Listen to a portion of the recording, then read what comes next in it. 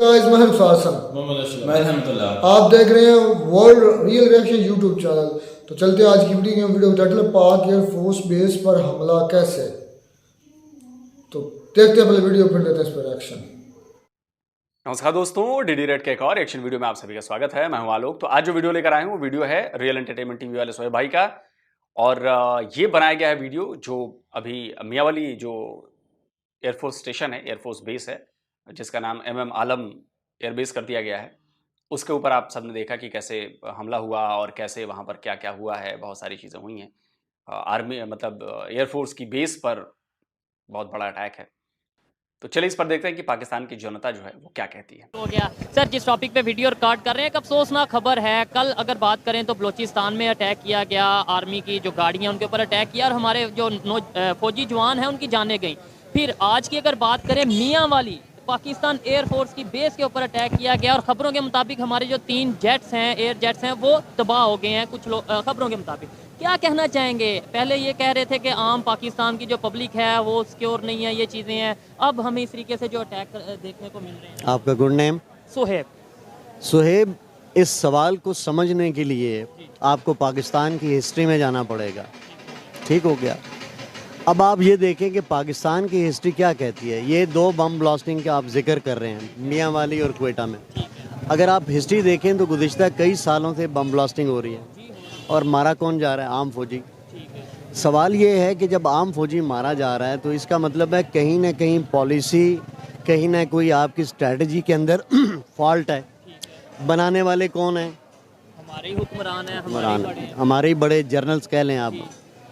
जब वो पॉलिसी के अंदर कंसिस्टेंसी नहीं आएगी, जिस मुल्क में बम ब्लास्टिंग हो, और ये आप देखें मुशर्रफ के दौर में कितनी हुई, उससे ज़िया के दौर में हुई। कहने का मकसद ये है कि जो मुल्क पे रूल करते हैं, और रूल करने वाले कौन से हैं, अब ये बात सबको समझ आ गई है। ठीक है सोहेब, जब रूल करने वाले का इंटरेस्ट वो नहीं होगा जो एक मुल्क की बका के लिए ज़रूरी है, तो फिर क्या रिज़ल्ट आएगा?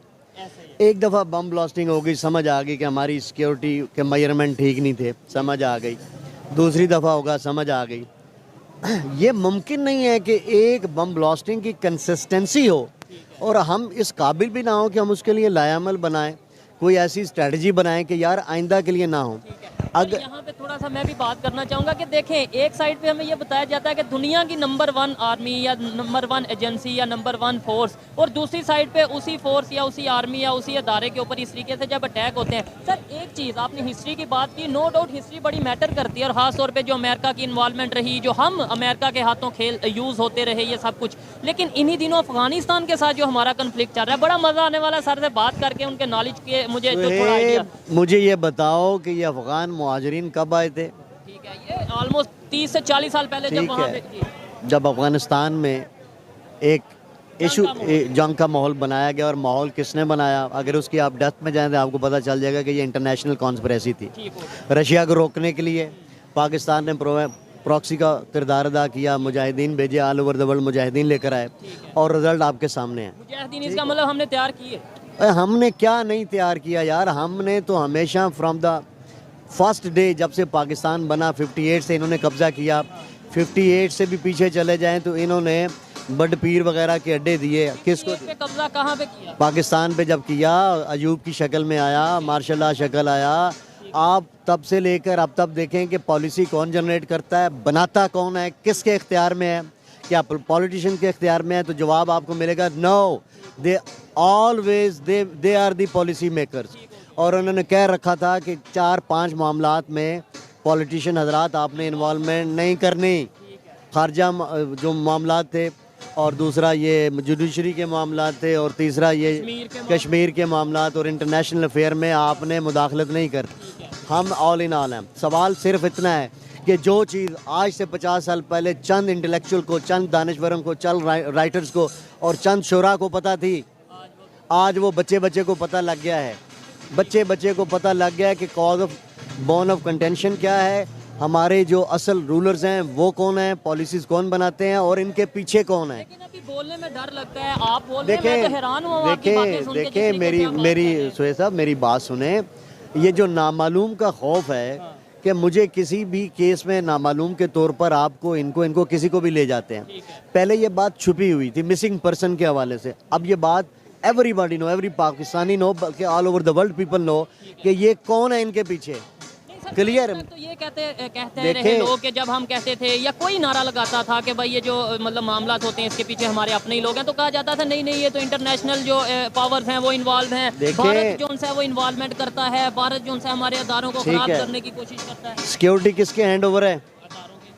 अदारे कौन है? डेफिनेटली आप जिनका नाम ले रहे हैं, ठीक है, वही है। अगर वो फेल हो रहे हैं तो what does it mean? What does it mean? इतनी बड़ी फौज का जो इन्होंने नेटवर्क बना रखा है वो किस लिए है? यानी वो इन चंद चीज़ों को कंट्रोल नहीं कर सकते।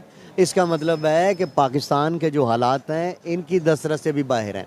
अब आप आगे आ जाए। इस टाइम मतलब ये हमारी भी जो कंट्रोल पाकिस्तान के जो अदारे हैं उनके कंट्रोल से बाहर हैं इस टाइम पाकिस्तान की। तो ये क्या तमाशा लग रहा है? पीछे इतने हज़ारों जाने गई हैं, तो इसका मतलब इनके कंट्रोल में था। चलें मान लेते हैं कि नहीं था, खुद करवा रहे थे, मिसाल के तौर पे मिले हुए थे, पाकिस्तान के अंदर एक क्यास क्रिएट किया हुआ था, हमें नारों तरानों में लगाया हुआ था, ठीक, जज्बे पे लगाया हुआ था। अब वो जज्बे, अब वो तराने, अब वो इमोशंस, अब वो डायलॉग्स किधर हैं? उनकी रियलिटी, ग्राउंड रियलिटी पे आपको क्या नज़र आती है? जितने लोग बैठे हैं ना, अब इन सबको पता लग गया है। क्यों लगा है पता यार? एक बार, दो बार, तीन, जब एक एक्शन बार बार रिपीट होगा तो at the end of the day उसकी सच्चाई लोगों को सामने आ जाती है। और वो अब मैं आपको अफगानिस्तान की सर बात करना चाहेंगे कि ये अटैक जो हो रहे हैं, अभी कल की बात है, उनके जो फॉरेन मिनिस्टर हैं और उससे पहले उनके जो प्राइम मिनिस्टर जो मतलब तालिबान के हवाले से अगर बात करें, वो वार्न कर चुके हैं डायरेक्टली कि भाई आप जिस तरीके से हमारे बशिंदों को वापस भेज रहे हैं, आप ये बेहतर नहीं कर रहे, हम इसका रिएक्शन देंगे। तो क्या ये वहां से तो रिएक्शन नहीं आ रहा? मेरी बात सुने आप, पाकिस्तान है, बीच में रोक रहा हूं, जिस तरह से अफगानियों को निकाला जा रहा है ना पाकिस्तान से, वो तो मैं आपको बता ही चुका हूं, इसके सबूत भी दे चुका हूं कि भाई अब डॉलर आने बंद हो गए हैं। अफगान रिफ्यूजी के नाम पे जो अरबों डॉलर आते थे वो डॉलर आने बंद हो गए। इन्होंने अमेरिका से और यूएन से अरबों डॉलर कमाए हैं भाई, अरबों डॉलर, और ये ऑन रिकॉर्ड है। मतलब अगर एक पाकिस्तानी ढूंढना चाहे तो ढूंढ लेगा। मैं कई बार सबूत दिखा चुका हूं, इसमें कोई ढकी छुपी लुकी बात नहीं है। अब चूंकि वो आने बंद हो गए तो भगा रहे हैं। अब सोचिए कि 40 साल 50 साल से जो लोग पाकिस्तान में रह रहे हैं, वो जब जा रहे हैं, उनके कुछ वीडियोस आ रहे हैं वहां से, बेचारे रो रहे हैं, बिलख रहे हैं, अपना घर टूटते हुए देख रहे हैं। वहां जाएंगे, अब कुछ नहीं है उनके पास जहां छोड़कर आए थे।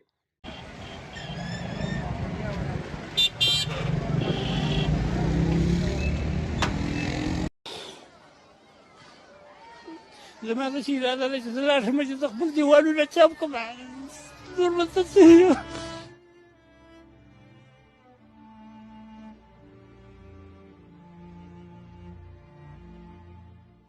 أبزور خبر أقبل وصلوا بلديك وجه هذا خدمات خبروا كانوا قسمنا وبشروا وكسبوا كده. मतलब वो सच कहूं तो अफगानिस्तान और पाकिस्तान के बीच फुटबॉल बन गए हैं। और ये वही पाकिस्तान है जो मुसलमानों का हिमायती होने का दावा करता है।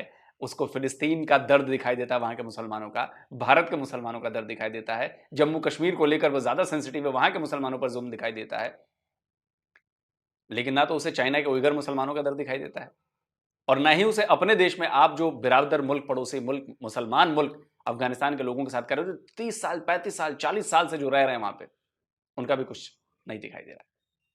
तो सोचिए कि ये कैसी दोगली पॉलिसीज है इनकी। और अगर पाकिस्तानियों को यकीन नहीं हो आपको, तो ये आपके जितने जर्नल है, आपकी सेना है, सिर्फ अपना जेब देखती है अपनी। उसको कोई मतलब नहीं है पाकिस्तानियों से, उसको कोई मतलब नहीं है इस्लाम से, उसको कोई मतलब नहीं है मुसलमानों से। वो सिर्फ अपनी जेब देखती है, और उसे चाहिए किसी दूसरे देश में जाकर कोठी बनानी है। और मैं झूठ बोल रहा हूं तो आप कह दीजिए। चूं चूं का मुरब्बा। अच्छा, क्या है? चूं चूं का मुरब्बा। एक भी इदारा किसी के कंट्रोल और उसमें नहीं है। सारे अदारे बेबाक हैं, सारे अदारे आउट ऑफ कंट्रोल हैं। जिसका जो दिल चाहता है वो पाकिस्तान में कर रहा है, और इसका मुशाहिदा आपको हर रोज़ मिलता है। आप उसका रुख जुडिशरी की तरफ मोड़ लें। There is no law in law. मुझे किसी बहुत पुरानी बात है, जब मैं लॉ का स्टूडेंट था सुहेब, तो एक बड़ा ही ओल्ड मैन आ रहा था। ये मैं आज से 30 साल 35 साल पहले की बात बता रहा हूँ। बड़ा इंग्लिश टाइप, उसने हैट पहना हुआ और सूटेड बूटेड। तो मैं यूनिवर्सिटी की तरफ जा रहा था, मैं स्टूडेंट था लॉ का। तो अचानक मेरे सामने आके कहता है, young man, what's your good name? मैंने कहा sir my name is Hashim Niazi. Mister Niazi what you do? मैंने कहा sir I am student of law. पता है क्या कहता है? You are student of law in lawless country. 36 years ago he said to me this। और मेरी पूरी 36 साला वकालत के अंदर अब जाके मुझे पता तो उस वक्त भी लग गया था जब ये प्रैक्टिकल लाइफ में आए थे, अब ये कंफर्म हो गया है कि there is no law in this country, lawless country. और वो बात जो चंद लोगों को पता थी आज से 20 साल 15 साल पहले, अब वो हर एक को क्यों पता लग रही है कि उसकी डेमोन्स्ट्रेशन जो है ना वो इतनी वाजिया हो चुकी है कि अब हर एक को पता लग गया है कि पाकिस्तान में there is no constitution, there is no law, there is no judiciary, there is no any independent constitution exist in Pakistan. और only one power in Pakistan, और वो पावर जो सी है वो आप सबको पता है। अच्छा सर, एक बड़ा इंटरेस्टिंग क्वेश्चन है वो मैं आपसे करूंगा कि भाई ये सबको पता चल गया, आपने बोला बच्चे बच्चे को पता चल गया, नो डाउट हर बच्चे को पता है, लेकिन जो लोग इन चीज़ों के जिम्मेदार हैं वो ये चीज़ नहीं नोट कर रहे कि यार अब हम सामने आ चुके हैं, एक्सपोज हो चुके हैं, बस करें या पाकिस्तान का सोचें, पाकिस्तान की बेहतरी का सोचें। सुहेब मैं एक और मिसाल देने लगा हूँ, अगर हो हिम्मत हो तो चला देना, हिम्मत हो तो चला देना। कोशिश ये मैं आपको असल चीज़ इस बात में, इस मुशाहिदे की बात में आपको बताने लगा हूँ। ठीक है, आप क्या हैं, एक एंकर हैं, सहाफ़ी भी होंगे, ठीक हो गया। बिल्कुल एक कमरे के अंदर आप भी बैठे हुए हैं, 2 वकील 3-4 बैठे हुए हैं जो कॉन्स्टिट्यूशन के माहिर हैं, अदालतों के माहिरीन हैं, उनको सारे लॉ का पता है, अदारों का पता है। 2 मेरे साथ राइटर बैठे हुए हैं, एक दानिश्वर बैठा हुआ है, एक मुफक्कर बैठा रहा, एक वक्त का शायर बैठा हुआ है, 2 दीन के मुबल्लिगीन बैठे हुए हैं।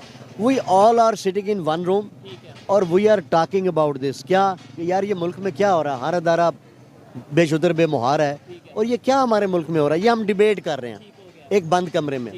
अचानक दरवाजे पे लात पड़ती है और दरवाज़ा ज़ोर से खुलता है। हम 10 बंदों की निगाह किधर जाती है? उस दरवाजे की तरफ जाती है कि व्हाट हैपन। हम देखते हैं कि वो दरवाज़ा खुलता है तो एक नौजवान लड़का अंदर दाखिल होता है और सब वो हम सबको देखता है, हम सब उसकी तरफ देखते हैं कि यार ये हुआ क्या है। अचानक हम सारे ये देखते हैं कि यार उसके हाथ में एक गन पकड़ी हुई है, मौजर पकड़ा हुआ है। क्या? अब जब हम मौजर देखते हैं तो हम थोड़े से सहम जाते हैं। 10 के 10 बंदे जो डिबेट कर रहे हैं पाकिस्तान के ऊपर कि यार पाकिस्तान में कॉन्स्टिट्यूशन की, अदारों की बात कर रहे हैं, यार ये क्या हो रहा है इस मुल्क के अंदर, और अपनी तरफ से बेहतरीन डिबेट हो रही है कि what the hell is going on in Pakistan. अब वो हम मौजर देखते हैं कि उसके हाथ में मौजर पकड़ा हुआ सेब, तो हम थोड़े से और सहम जाते हैं कि पता नहीं अल्लाह जाने कोई दहशतगर्दी नहीं होने लगी या क्या है।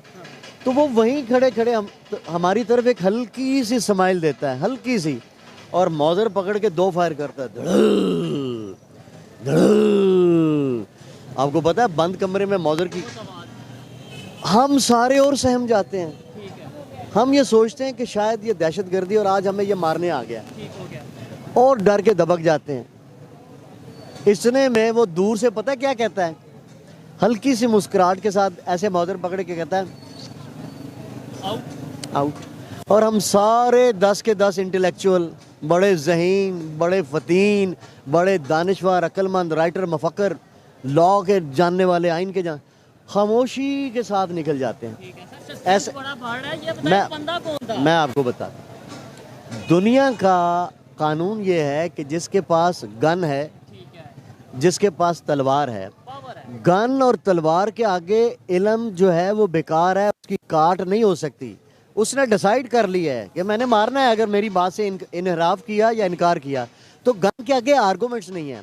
हम कौन है 10 के 10, 25 करोड़ के, इनके पास तो कुछ भी नहीं है। हाथ है, ज़बान है, इल्म है, गुफ्तगू है, उनके पास क्या है? जिसने आखिरी फैसला कर देना है और उसने आखिरी फैसला कर दिया, 10 के 10। अब मौजूदा सूरत हाल में पाकिस्तान के साथ जो हो रहा है, everybody knows about it, but the question is, और जो हो रहा है, जिनको मिसिंग में उठाया जा रहा है, नामालूमों में उठाया जा रहा है, उन्होंने क्या किया है? गन के आगे आर्गूमेंट नहीं हो सकता। ठीक है, और उन्होंने आर्गूमेंट करने की कोशिश की। भाई गन है ना, तो मेरे पास तो गन नहीं है, मेरे पास तो आर्गूमेंट है, ज़बान है, कलम है, या दानिश्वर या मुफक्करी या राइटिंग है। मैं उन्होंने क्या किया जिन्हें उठाया जा रहा है? मैं इस बात को शॉर्ट इस तरीके से करूंगा, उन्होंने शायद वही किया जो आप कर रहे हैं कि जिस तरीके से मतलब ओपनली जब बंदा बात करता है, हर एक अपने राइट के लिए बात करता है। अगर मैं बात करूं, मैं डेफिनेटली पाकिस्तान की बेहतरी के लिए बात करूं और गारंटी से कहता हूं इनके दिल में पाकिस्तान का दर्द है, लेकिन बात करना इनका राइट है। सर, क्या कोई बेहतरी की उम्मीद नजर आ रही है आपको? ऐसा लगता है कि यार देखें, हमेशा उम्मीद तो रखनी चाहिए। आपको लगता है कि यार अब ये नई जनरेशन आ रही है, यूथ आ रही है, सोशल मीडिया से चीजें सामने आ रही हैं, मैं बोल रहा हूँ, मेरे जैसे लोग बोल रहे हैं। मुझे ये बताओ, ये प्रोग्राम कितने मिनट का है? ये प्रोग्राम हम 20 से 25 मिनट का करते हैं, लेकिन मेरा दिल कर रहा है आपके साथ ही बात की जाए पूरे प्रोग्राम में। चलें, इंटरनेशनल अफेयर्स को साथ हम टच में रखेंगे। इंडिया आगे आ जाएं। आपने बड़ी अच्छी बात की कि क्या उम्मीद करनी चाहिए। उम्मीद एक चीज़ है ना, दो तरह की उम्मीदें होती हैं। अल्लाह पे यकीन होता है, इंसानों से उम्मीद होती है, ठीक हो गया, और उम्मीद पे दुनिया कायम है। पाकिस्तान वो वाहिद मुल्क नहीं है कि जिनके इस तरह के हालात हैं। माजी में आप चले जाएं, बड़ी तारीखें मिलती हैं। अल्लाह के निज़ाम में मुल्क इम्पोर्टेंट नहीं होता, अल्लाह का निज़ाम इम्पोर्टेंट होता है। मुल्क बनते रहते हैं, मुल्क टूटते रहते हैं, उनका वजूद बनता है फिर टूट जाता है। और तारीख में आप देखें, मैं आपकी बात के साथ साथ बात करूँ, क्योंकि मतलब यह है कि इस तरह एक डिबेट में खूबसूरती आती है। आपने बोला कि भाई अल्लाह के निज़ाम में अल्लाह का निज़ाम बेहतर है, मुल्क इंपॉर्टेंट नहीं, वो टूटते रहते हैं, बनते रहते हैं। कुछ कंट्रीज ऐसे हैं जो सेकुलर कंट्रीज हैं, वो ये कहते हैं कि भाई हमारे लिए कंट्री फर्स्ट है, बाकी हमारा जो मजहब है उसकी हम रिस्पेक्ट करते हैं, लेकिन वो अपने हद तक हम करते हैं। लेकिन पाकिस्तान में ये कहा जाता है हमारे लिए ये, तो शायद इसी वजह से टूटता भी रहता है, कभी बांग्लादेश की सूरत में, कभी। तो ये बात ये है, पाकिस्तान की बदकिस्मती सिर्फ एक है कि जब पाकिस्तान आज़ाद हुआ था ना, जब ये आज़ाद हुआ था, खुदा की कसम, अगर 1954 में जस्टिस मुनीर का ये फैसला ना आता, डॉक्ट्राइन ऑफ नेसेसिटी ना आता, फिर मैं कहूंगा कि मतलब बड़े हम्बली कहूंगा सर कि प्लीज आप मुझे बताएं कि आजाद कैसे हुआ था। अगर आप तक मेरा ये वीडियो पहुंचे तो मुझे कुछ प्रूफ दीजिए कि आजाद कैसे हुआ था। मतलब पाकिस्तान कहां था, पाकिस्तान किसका गुलाम था, किन दस्तावेजों में कहा गया कि जी ये पाकिस्तान देश है और इसकी बाउंड्री है और इसके ऊपर फलाने का कब्जा है। मुझे लगता है कि बेहतर यह है कि पाकिस्तान बना, पाकिस्तान पैदा हुआ 15 अगस्त 1947 को। 14 अगस्त वाला भी चूरन दिया हुआ है, शायद आपको पता ही होगा 14 अगस्त का जो चूरन दिया हुआ है, क्योंकि इंडिया से ऊपर रखना था अपने आप को। लेकिन जहाँ तक मुझे याद है कि रमज़ान के 27वें रोज़े को बना था और 27वां रोज़ा 15 अगस्त 1947 को था। जाकर कोई भी पाकिस्तानी जो मेरी बात सुन रहा है वो जाकर सर्च कर लीजिएगा, आपको मिल जाएगा। तो 14 अगस्त का झूठ दिया गया, 15 अगस्त को ही भारत आज़ाद हुआ था और पाकिस्तान बना था, पाकिस्तान क्रिएट हुआ था। दस्तावेजों में उसका नाम आया कि अब से इस जमीन के टुकड़े को पाकिस्तान के नाम से जाना जाएगा। तो मुझे लगता है कि यह कहना ज्यादा अच्छा होगा कि पाकिस्तान बना था और उस दिन पाकिस्तान अलग हुआ, अलहदा हुआ भारत से, तो यह ज्यादा बेहतर होगा। आजाद हुआ तो फिर वो फैक्चुअली मुझे लगता है कि यह रॉन्ग है कहना कि आजाद हुआ। और वो एक फैसला अगर वो डर जाता, जस्टिस मुनीर की बात कर रहा हूँ, जिसने नजरिया ज़रूरत का ऐसे ही है, बिल्कुल। अगर वो ना था तो आज पाकिस्तान के हालात मुख्तलिफ होते हैं। ये बात एग्री करते हैं। और वो जो जस्टिस मुनीर का फैसला 54 में आया, उसके बाद फिर आगे आया, फिर उसके बाद ज़िया के दौर में आया, फिर उसके बाद मुशर्रफ के दौर में आया, और फिर मुख्तलिफ जो पार्टीज़ हैं ये अपनी फेवर में मुख्तलिफ फैसले करवाते रहे। मैं कहता हूँ वो एक फ़ैसला पाकिस्तान की तकदीर बदल सकता था, उन हज़ार लाखों फैसलों से बेहतर था जो इस वक्त मुख्तलिफ अदालतों में होते हैं। सवाल ये है कि अगर 58 में पाकिस्तान पे ये मार्शल लॉ ना आता तो क्या समझते हैं शुएब, पाकिस्तान के ये हालात होते हैं? मैं बिल्कुल इससे एग्री करता हूँ कि मार्शल लॉ से जो हमने पढ़ा है, मैं भी गलत भी हूँ लेकिन मैं अपनी ओपिनियन दे रहा हूँ। सर ने सवाल किया कि क्या अगर मार्शल लॉ ना लगता तो हम इस सिचुएशन में होते, तो मैं कहता हूँ एक दफ़ा मार्शल लॉ लगने से ऑलमोस्ट 10-20 साल कंट्री पीछे जाता है। ये इंटरनेशनल एक मतलब एक थ्योरी है और ये इसके ऊपर चलते हैं। और हमारे यहाँ पे कितनी दफ़ा सर मार्शल लॉ आ चुका है, ये एक सोचने वाली बात है। और सेकेंडली बड़ी बात ये 1947 में एक और कंट्री था जो हमारे साथ ही जिसने सफ़र का आगाज़ किया, उधर कितनी दफ़ा मार्शल लॉ आ चुका है। आप पता है उधर मार्शल लॉ क्यों नहीं आ सकता? कभी ये सवाल किया है? आप बताइए उधर, क्योंकि डेमोक्रेसी है, मजबूत है डेमोक्रेसी। मैं बताता हूँ, जब पाकिस्तान और हिंदुस्तान आज़ाद हुए थे ना, तो आपको पता है कि न्यू वर्ल्ड पावर उभर के आई थी, और वो कौन थी? अमेरिका। और अगर अमेरिका ना आता अगर अमेरिका ना आता और सेकंड वर्ल्ड वॉर ना होती तो ये पाकिस्तान हिंदुस्तान अभी 25-30 साल ये रहने थे, गुलामी रहने थे, आज़ादी नहीं मिलनी थी। वो तो उनकी मजबूरी बन गई ना। बरतानिया के जवाल के बाद जब नई पावर अमेरिका आई तो वहाँ ये फैसला हुआ कि कौन कौन से मुल्क किस किस मुल्क की पॉकेट में जाएंगे। वहाँ अमेरिका बहादुर ने इराक और ये सारा जो एरिया है और पाकिस्तान को अपनी पॉकेट में ले लिया। जानते हैं क्यों लिया? अमेरिका को क्या मसला था? अमेरिका को मसला ये था कि वर्ल्ड वार जो सेकंड थी उस वक्त दो हिस्सों में दुनिया बटी हुई थी। एक कम्युनिस्ट लेफ्टिस्ट बड़ी तेज़ी से इम्प्रूवमेंट हो रही थी और एक इधर इम्पीरियलिज्म का ज़माना था।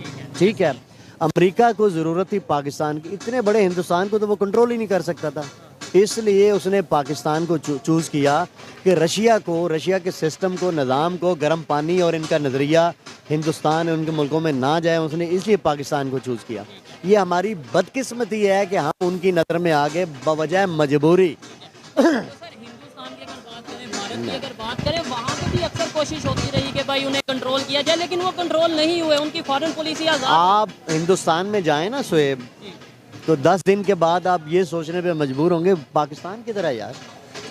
इतना छोटा मुल्क लगता है इंडिया में, पाकिस्तान इतना छोटा सा कि यार किधर है पाकिस्तान। इतने बड़े मुल्क पे कब्जा हो ही नहीं सकता, मार्शल्लाह आ ही नहीं सकता, पहली बात। ठीक है, और दूसरा सियासी लिहाज से, इंटेलेक्चुअल लिहाज से हिंदुस्तानी जो उनकी जो रजीम थी ना, लोग कांग्रेस वगैरह, वो बहुत ज़्यादा स्ट्रॉन्ग थी। उन्हें किसी मुल्क की ज़रूरत ही नहीं थी, इसलिए इतनी बड़ी मंडी थी कि वो डिपेंडेंट ही नहीं थे किसी के ऊपर, बल्कि अमेरिका, यूरोप और बरतानिया वगैरह वगैरह की ज़रूरत है इंडिया की। आज भी देखो उनकी ज़रूरत है। ठीक है, पाकिस्तान को उन्होंने प्रॉक्सी वॉर के लिए चूज़ किया, रशिया को रोकने के लिए यूज़ किया, और वो वार जो पहले रशिया के साथ थी आज चाइना के साथ है। सर अगर यही कंसेप्ट लेके चलें, ठीक है आपकी बातों से मैं काफ़ी हद तक एग्री करता हूँ, लेकिन अगर यही कंसेप्ट लेके चलें तो आप ऐसे तो फिर हम ये कहेंगे कि हमेशा हम अमेरिका के नीचे रहेंगे, दबाव में रहेंगे हम। लेकिन इधर बांग्लादेश की बात करें, वो देखें इंडिया के साथ रिलेशन बेहतर करके कितना अपना स्मूथली चल रहा है, हमारे से आगे है। इवन आज के दौर में अगर अफगानिस्तान की बात करें, जिधर कई साल जंग लगी रही है, आज वो अपने रिलेशन बेहतर कर रहा है, आज वो अपना डिप्लोमेटिक वे में सबके साथ चलने की कोशिश कर रहा है, चाइना के साथ ट्रेड कर रहा है, वो इंडिया के साथ अपने रिलेशन बेहतर कर रहा है। हम जो उनसे हैं, कभी अफगानिस्तान से लड़ने का हमारा शौक हो जाता है, कभी इंडिया को हम कहते हैं हमारी टांग ऊंची उठती है, कभी हम जो उनसे वो जाके सुहेब, बर्मा में पाकिस्तान की हालत क्या है? दायरा है कि टूटता ही नहीं। अच्छा दायरा है कि टूटता ही नहीं। खुद से निकलूं तो तुझसे बात करूं।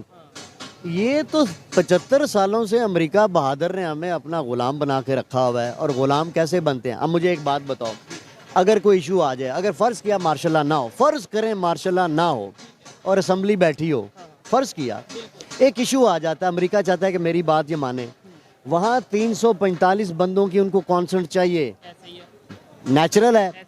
और अगर वो ना हो तो सिर्फ एक बंदे की चाहिए, और डिक्टेटर जो भी होगा, जो भी मार्शल लॉ का जो होगा, एक बंदे की मर्जी काफ़ी है। और अपनी उनके लिए तो आसानी ये है ना, इसलिए पाकिस्तान में होता है कि आप देखें, चाहे ज़िया के दौर की बात थी, रशिया के, और किसके खिलाफ लड़ी गई? वो जो 45 से कोल्ड वार हॉट वाटर के लिए चल रही थी, उस कम्युनिज्म के फैलाव को रोकने के लिए चल रही थी, उसका दरमियान में ज़िया उल हक में दौर में क्या हुआ? रशिया आ रहा था ना, तो फिर किसके ज़रिए रशिया को रोका इन्होंने? तो पाकिस्तान के। तो फिर इम्पोर्टेंट कौन हुआ? वो जर्नल हुआ कि असेंबली हुई? बिल्कुल ऐसे ही है। ठीक, बिल्कुल सही बात है। और चलिए, बहुत ज़्यादा बातें हो गई। मुझे अच्छा लगा कि शोएब भाई ने इनका इंटरव्यू लिया। मैं भी ज़्यादातर इनकी बातों से सहमत हूँ, वो सिर्फ आज़ाद होने वाली बात को छोड़कर। देखिए, मुझे लगता है कि पाकिस्तान में ऐसे लोगों की संख्या बड़ी कम है, और पाकिस्तान के लोग जो हैं, उनकी मेंटेलिटी ऐसी हो गई कि वो ऐसे लोगों को सुनना नहीं चाहते, क्योंकि ये उनके हिसाब से बात नहीं है। अगर इनकी बातों पर गौर करके, इन जैसे लोगों की बातों को गौर करके अगर पाकिस्तानी सुनते हैं और उस पर अपना अमल करते हैं, तो शायद पाकिस्तान का कुछ भला हो जाएगा। लेकिन पाकिस्तान जिस कगार पर पहुंच गया है, जिस रास्ते को अख्तियार करके वो जिस कगार पर पहुंच गया है, वहां से वापसी बड़ी नामुमकिन सी लग रही है। देखिए, होने को कुछ भी हो सकता है, लेकिन 76 ईयर्स में पाकिस्तान ने जो रास्ता चुना, नफरत का रास्ता चुना, जंग का रास्ता चुना, रेडिकलाइजेशन का रास्ता चुना, उस रास्ते ने पाकिस्तान को उस खाई की कगार पर लाकर खड़ा किया है, जहां से शायद हल्का सा एक कदम भी सीधे धड़ाम कर देगा। आज जो पाकिस्तान की हालत है वो सिर्फ इसी वजह से।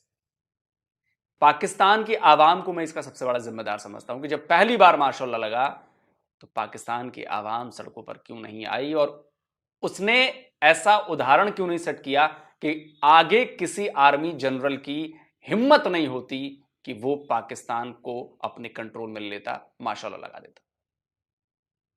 तो पाकिस्तान की जनता की बुजदिली कहूंगा मैं, तो जब उस समय बुजदिली आपने दिखाई, उस बुजदिली का नतीजा है कि आज आप आटे की लाइन में खड़े हैं, आज आप 300 रुपए पेट्रोल लेने को मजबूर हैं, आज आप 150 रुपए किलो आटा खाने को मजबूर हैं। तो अगर आपने उस समय अपने दिल से बुजदिली हटा दी होती, जो असल जज्बा कहते हैं आप, जो असल ईमान कहते हैं कि जो हम मुसलमान हैं और ये, तो उस समय अगर ये आपने दिखाया होता तो आज आपके देश की हालत ऐसी नहीं होती। मेरी बातें आपको बुरी लग रही होंगी, लेकिन कभी फैक्चुअली बैठकर सोचिएगा कि मैं क्या बात कर रहा हूं और इनकी बातों को सुनिएगा कि इन्होंने क्या बातें कही हैं। दिमाग लगाइए, दिमाग दौड़ाइए। शायद 0.1% का वक्त बचा होगा, उसमें भी आप लोग समझ जाइए कि आप लोगों को करना क्या है, क्योंकि अगर अब नहीं कर पाए ना, फिर कीड़े मकोड़ों की तरह आप लोग पिसते रहेंगे। माफ कीजिएगा कि कीड़े मकोड़ों में कह रहा हूं, लेकिन एग्जाम्पल दे रहा हूं कि जिस तरह कीड़े मकोड़ों को बड़े जायंट जो होते हैं वो कुछ नहीं समझते, वैसे ही आपके यहां सेना और जो बड़े नेता हैं वो आपकी अपनी आवाम को कीड़े मकोड़ों से ज्यादा नहीं समझती। तो अभी भी वक्त है थोड़ा सा, लेकिन यूथ को उन्होंने कहां फंसा दिया है? नफरत में। इंडिया, हिंदू, काफिर, बनिया, ये डर, वो डर, ऐसा है, वैसा है, इस्लाम का राज, ये राज, वो राज। तब यूथ समझे कि अपने देश के साथ क्या करना है। उलूल जुलूल चीजों में वो सड़क पर निकल आते हैं, लेकिन जहां पर बात होगी अपने हक की, अपने देश को बचाने की, अपने देश को संवारने की, डेवलप करने की, वहां पर नहीं आएंगे। सब घर में बैठे रहेंगे चुपचाप। लेकिन अभी इस्लाम से जुड़ा कोई चीज का हो जाए, अभी देखिए पूरा पाकिस्तान सड़क पर आ जाएगा। जमात इस्लामी एकदम, जमात इस्लामी नहीं, क्या नाम है उसका, TLP वाले, लब्बैक वाले, भीड़ पूरी जमा हो जाएगी। लेकिन यूनिवर्सिटी के लिए, कॉलेजेस के लिए, इंस्टीट्यूट्स के लिए, स्कूल्स के लिए, एजुकेशन के लिए, रोजगार के लिए, फैक्ट्रीज के लिए, डेवलपमेंट के लिए कोई नहीं निकलने वाला, कोई नहीं। कमेंट में आप जरूर बताएं। जल्दी मिलता हूं एक और नए वीडियो के साथ। नमस्कार, जय हिंद।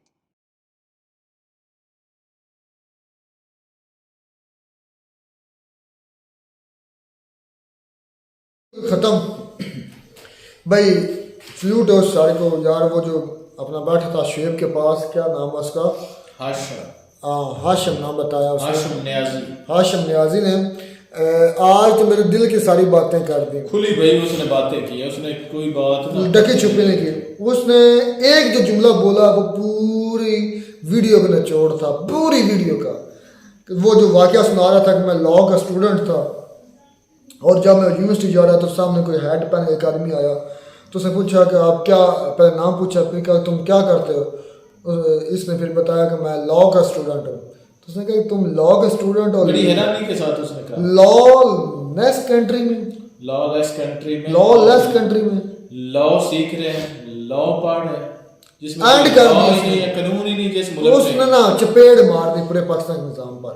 और फिर उसने जो डिटेल बताई, ये जो जस्टिस मुनीब वाला वाकया है ना, ये पूरी दुनिया मानती है, पाकिस्तान के सारे जजेस मानते हैं कि अगर वो उस वक्त ये निकाला गया था नाम नजरिया ज़रूरत, नजरिया ज़रूरत ना उसको पैदा किया जाता, सिर्फ और सिर्फ लॉ को देखा जाता, नजरिया ज़रूरत होते ही कुछ नहीं। असल चीज़ है लॉ है। जब आपकी असम्बली, जब आपके अदालतों में लॉ बन चुके हैं तो नजरिया ज़रूरत का तो सवाल नहीं पैदा होता। उस एक जस्टिस के फैसले की वजह से, क्योंकि यह सुप्रीम कोर्ट का फैसला जो होता है ना, उनको काउंटर करना मुश्किल हो जाता है। उस एक फैसले की वजह से आज भी पाकिस्तान, अगर बात करें इंसाफ कायम करने वाले या इंसाफ देने वाले इदारों में, पाकिस्तान के कई अदालतों का तुलना करें, मुकाबला करें, तो पाकिस्तान आई थिंक 140 या 130 प्लस है, 160 टोटल है। मैंने कहीं पढ़ी थी इसकी रेटिंग पाकिस्तान की, तो सब मतलब नीचे से हमारा 8वां या 10वां नंबर है नीचे से। पासपोर्ट के लिहाज से पाकिस्तान के नीचे से चौथा नंबर है। ये है हमारे मुल्क की कंडीशन। क्या कह सकते हैं? भाई कौन हुक्मरानी करता, किसको पता नहीं, हमारे सबको मुल्क में पता। वो पंजाबी की कहावत बड़ी फिट बैठती है इस वक्त, अन्नी पीती तो कुत्ते पे खांदे। हाँ जी। वो हिसाब है। तो जिसके पास हमारे जो है ना कह रहे कि ये हाई कोर्ट, सुप्रीम कोर्ट, ये सब बेकार है, नाम की बनी हुई है। ये तो कह लें कि अपनी मन मर्जी से कोई फैसला नहीं कर सकती। सिर्फ एक इदारा है जो करता करवाता है, वो सबको पता है। खैर, लेकिन हमारे मुल्क का ये हाल हो गया है कि देख लें हमारे मुल्क में कितनी बदअमनी है। खुद सिक्योरिटी इदारे जो है वो महफूज नहीं है। देख लें वो मेरे ख्याल में मियां वाली के एयरबेस पे, वहां पे यार हो गए। मैं ही हूं ना, मैं यकीन का इतने मुतनफर हो गया इन फैसलों ना, इनके जो फैसले हो रहे हैं उनसे मुतनफर हो गया। यार एक इमरान खान है, पूरी हमारी आर्मी एस्टेब्लिशमेंट, पूरे इदारे जानते हैं कि वो मकबूल तरीन लीडर है पाकिस्तान का, लेकिन मसला कहाँ आ गया कि वो भी एस्टेब्लिशमेंट को पसंद नहीं आया, वो उसके कह पे चला नहीं। इसका मतलब ये है कि भाई आवाम की यहाँ पे कोई सुनी नहीं जाती, कोई मानी नहीं जाती। डंडे का दौर है, जिसके हाथ में डंडा है उसने आगे यार वो पंजाबी की मुझे एक नज़म का की दोषी याद आ गया, अन्ना मारे अन्नी को सुन वजे थमी नु, जिन्नी अन्नी पैंदी जे उन्नी अन्नी पाई जाओ, खाई जाओ भेद किन्ने खोलना है, उत्तू तू खाई जाओ विचू रोला पाई, नहीं विचू खाई दो तो उत्तू रोला पाई जाओ। ये है काम हमारे पाकिस्तान में, मतलब कि अंदर अंदर से खाया जा रहे हैं और ऊपर से चिल्ला रहे हैं कि हम भाई मर गए, लुट गए, हमारी एयरबेस उड़ गई, और असल में खोखले खुद ही किया हुआ है। ये बिल्कुल फिट बैठती है पूरी एक मिसरा जो है ना, खाई जाओ भेद किन्ने खोलना है, विच खाए जाओ तो पूछने वाला है ही नहीं यहाँ पे। जिन्होंने भेद खोलना पूछना है, सुप्रीम कोर्ट, हाई कोर्ट, वो खुद मजबूर है, किसी की बिसाखियों पे खड़े हैं, जो पीछे से उनको ऑर्डर मिलते हैं उन पे अमल करते हैं, वही फैसले होते हैं। आप देख लें इमरान खान जेल के अंदर है, जो सच बोलता है सही है उसको उन्होंने अदालतें उधर चली जाती हैं। हालांकि अभी चीफ जस्टिस ने कहा था कि उनको बुलाएंगे और इधर केस लगाएंगे, लेकिन पीछे से बूट लगा है, ठुड्डा लगा है, ठुड्डा समझते हैं, ठोकर लगी है, बेगारत, ये क्या बोल दिया, सही बोलो। वो पहुंच गए सही, उन्होंने कहा बेगारत सही बोलो आप भाई। ये आज की ये बयान है कि जो इमरान जितने केसेस हैं वो जेल के अंदर सुनाई जाएंगे, बाहर वो उनको निकलने नहीं दिया जाएगा। नहीं, इमरान खान पे केस कौन सा केस हजार कितने के बताओ, 150 प्लस ले जाए, नहीं जितने मर्जी बना दें, लेकिन बेबुनियाद ही हैं यार। वो तो भैया तुम्हें और मुझे पता है ना यार ना, एक को पता है भाई, यकीन कर इतनी बात प्यारी मुझे नजर आ रही, पता है। मैं इसलिए कह रहा हूँ कि पाकिस्तान की एयरबेस पर अटैक क्यों हुआ, इसके पीछे पता क्या वजह है, और इमरान खान क्यों जेल में। पाकिस्तान की एयरबेस पर इसलिए अटैक हुआ, पाकिस्तान के लोगों के अंदर नफरत, गुस्सा शदीद हद तक लावा पक चुका है, और ये जब फटेगा ना, पता नहीं कब फटना है, जब फटेगा ना यकीन करिए तहस नहस कर देगा हर चीज़ को।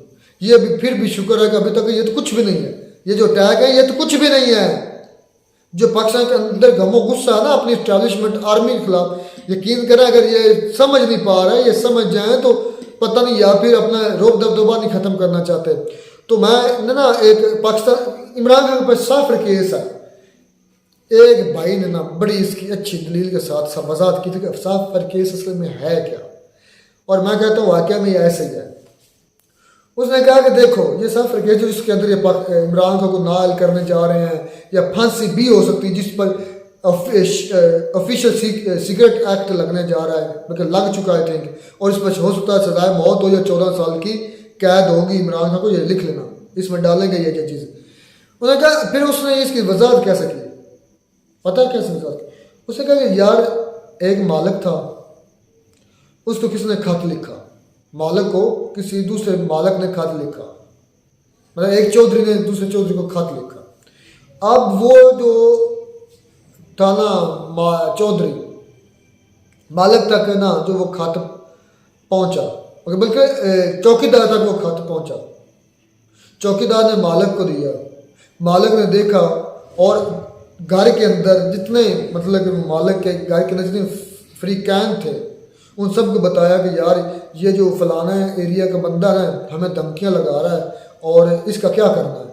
मतलब कट किया, कट करके बताया सबको कि यार ये ना फलाने मुल्क का या फलाने एरिया का बंदा हमें धमकियां लगा रहा है, आप हो मेरे साथ के नहीं है।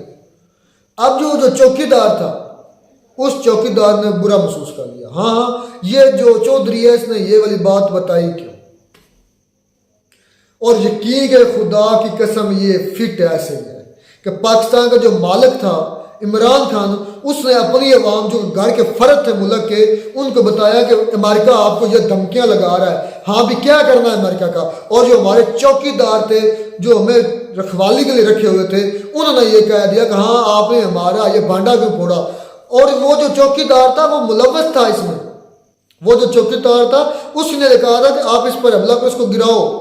और ये चौकीदार ने भाई मिलकर साजिश की थी। और जब मालिक ने अपने घर के फ्रीकैन को बताया तो वो जो चौकीदार वो माइंड कर गया कि यार, और मालिक ने अपने घर के फ्रीकैन को ये भी बताया कि यार ये चौकीदार जो है ना ये भी इसमें मुलव्वस है, इसको भी निकालो।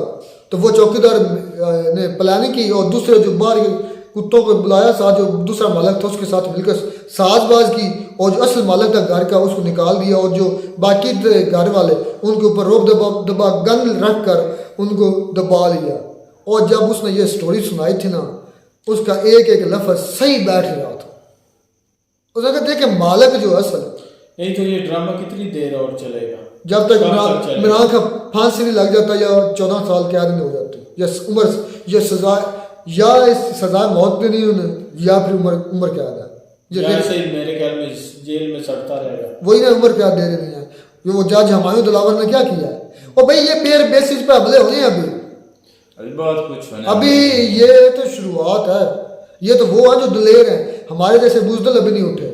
नाम टीडीपी के कर लें किस दूसरी जमात के कर लें, हकीकत में ये अपने ही लोग हैं।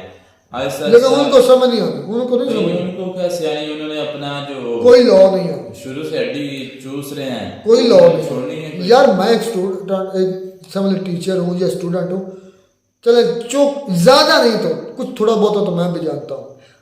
मेरे अंदर इतनी नफरत है। और जो अभी रिसेंटली हुआ है वो लम्स यूनिवर्सिटी में इनवाल्व काकड़ के साथ, उससे उनको पता अंदाजा नहीं हो रहा कि हमारे बच्चों के अंदर कितना गुस्सा है हमारे खिलाफ। लेकिन ये वो नहीं समझने वाले, उनको लगता है कि हम बंदूक की नोक पर सारे काम कर लेंगे।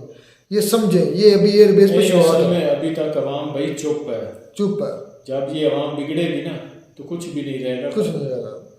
ये अपने पाँव पर खुद लाड़ी मार रहे हैं। चले इंडिया मैं तारीफ क्यों करता हूँ, उनका चौकीदार चौकीदार है और मालिक मालिक है। किसने बात करनी तो आकर मालिक से करनी, घर के मालिक से।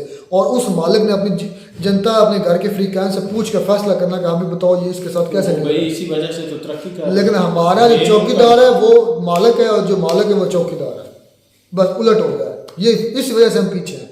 जब मालिक मालिक बन जाएगा, चौकीदार चौकीदार बन जाएगा, फिर हम मोहब्बत भी करेंगे और उनको सपोर्ट भी करेंगे, बल्कि उस चौकीदार के लिए अपनी जानें भी निछावर करेंगे। मिलते हैं नई वीडियो में नया टाइम साथ, तब तक दीजिए इजाज़त। अल्लाह हाफ़िज़।